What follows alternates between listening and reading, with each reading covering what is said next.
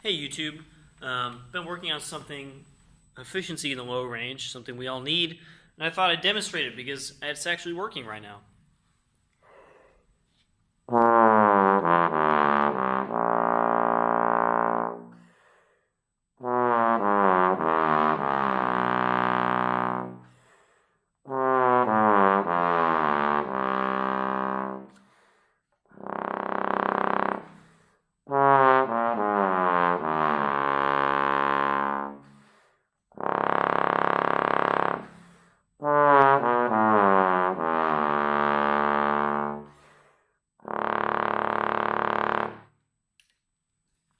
So maybe you guys notice I can hold the bottom note for kind of a long time after I play the whole scale all the way down.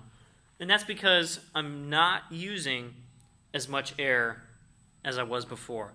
And that's kind of a confusing way to put it. Everyone tells you to use as much air as you can in the low range. That's correct.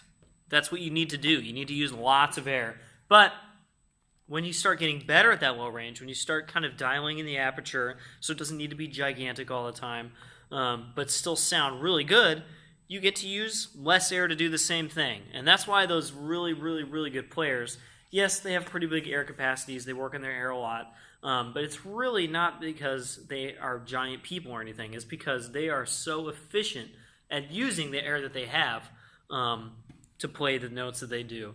Watch someone like Brian Hecht or Denson Paul Pollard is definitely one of them.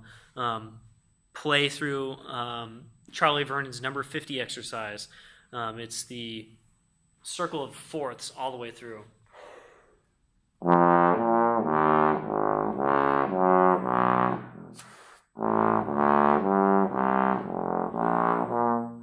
He plays it maybe at that tempo. I think it might be a little slower.